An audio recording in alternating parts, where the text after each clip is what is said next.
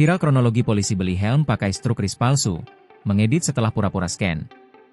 Seorang anggota polisi menipu penjual helm dengan modus menggunakan struk kris palsu.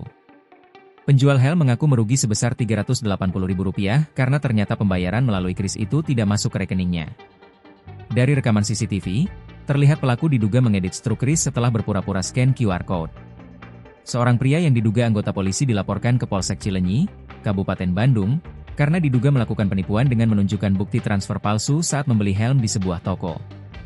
Kejadian tersebut terjadi di toko helm milik Rida Anissa Fitri, 30, di Jalan Cileunyi nomor 329, Desa Cileunyi Kulon, Kecamatan Cileunyi, pada Minggu, 8 Juni 2025. Rida menjelaskan, pelaku datang dan memilih helm seperti pembeli pada umumnya.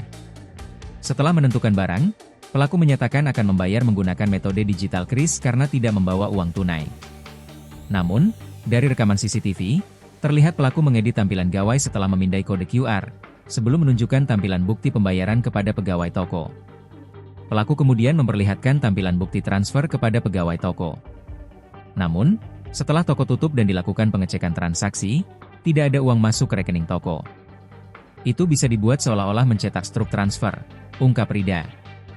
Ia menjelaskan, bukti tersebut bukan berasal dari bank atau platform pembayaran resmi, melainkan dari aplikasi yang memungkinkan pengguna membuat struk palsu, lengkap dengan nama bank dan keterangan transfer berhasil.